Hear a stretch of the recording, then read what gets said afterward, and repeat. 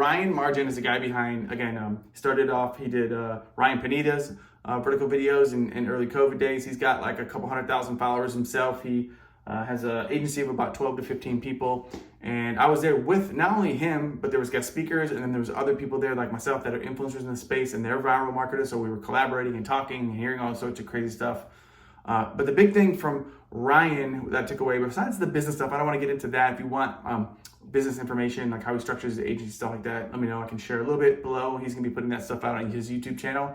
But the takeaways I took from making viral content was a couple things. So if you're working with an influencer, or if you're thinking about making content for yourself, one thing, this is a little easy nugget: repost your viral videos. I know for a fact the first video that went viral for me on TikTok was like just a video of me and my daughter.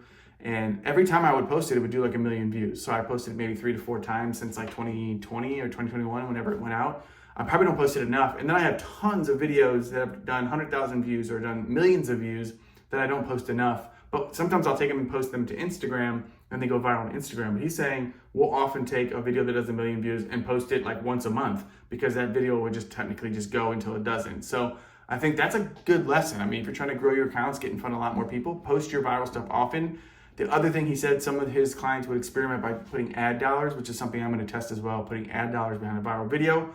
If it's in like something I'm trying to sell, maybe music, I'm going to add maybe a hook to it, so it's like a good CTA towards the end of that video, and then test it as well. But the big piece of like creative notes is he says he focuses on a double hook.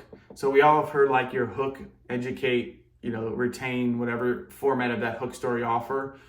He says they go for double hook. So they try to start with the hook. It might be a question like, how to go viral in 2024. And then the second hook is, this is what the most viral marketer told me. Like, you're trying to get two things, because ultimately you're trying to get people into the video enough where they want to watch to see the end outcome. And I have some insight on that from Adelaide and some other people on how to end your videos. But at the end of the day, he said double hook is usually what they're trying to find. And he's not looking to work with editors that are like narrative driven, that they're constructing more a viral format, where sometimes like the hook is at the end and you need to put it in the beginning. It doesn't need to be 100% narrative and make total cohesive sense. As long as you can get to the sort of payoff, you can structure the video however you want, but you're looking for that double hook. So your first 3 to 10 seconds, he's trying to double your hook so you stay into the video, increases your watch time, gets people going, and maybe watches the full video. Everything in vertical video is about watch time. If they watch 100% of the video or 110% of the video, you're gonna go. You're gonna get views. If they watch 75% of the video, 50%, less and less they watch the video. If you're getting a little views, it's probably because your hook or your double hook isn't really hitting and keeping people on there. So I thought that was really insightful. So when he's working with, so this is key, when he's working with influencers like in the space, if he's working with like a Cardone, they do a crap ton of research. But they don't just keep the people into their niche. So like there's only so many ways you can go viral if we're talking about real estate. So with Grant, he's asking crazy questions like, how much, did your Ferrari cost? What does the private jet cost? Like, how much is your wife and you have sex? Because it's what the internet doesn't know that ultimately will blow out of curiosity. And I think he's done stuff for Kris Krohn lately that's gone crazy viral, because Kris Krohn's got some insane daily routine stuff that's really been like controversial and just talkative. So he says like that's the things that people want to know, and ultimately in the broader subjects that are like not as niche focused, you can get 1 million people to watch your video.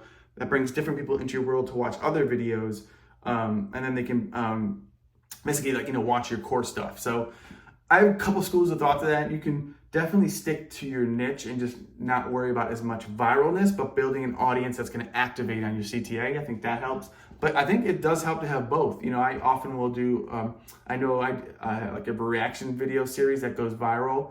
I'll do the reaction video and I'll post before and after that reaction, like business sensitive stuff that I want. Because ultimately I'm looking for parents and people with disposable incomes. So I'm looking for other things that they're interested in that bring them into my world, and also talk about me. I'm a dad. I love celebrating parents out there. So think about that into your overall niche. But like if you're interviewing a business leader, can he talk about stuff that's maybe out of his comfort zone? And so it takes a lot of coaching and stuff like that. So Ryan, really good stuff there. So really it's about stuff that the internet doesn't know that he thinks is really the key. Like you got to do your tried and true. Like he says, like you got to do like, if you're doing Grant Cardone, you're going to do real estate content. That's a given, right? But how do you find things that are going to go extra viral, like that are maybe around his world that the internet wants to know about. And he really does like an interview format is the way he does it. So it's interesting and it's working. I mean, you're seeing a lot of his clients everywhere, but I think you'll get lots of hits and misses with that type of deployment.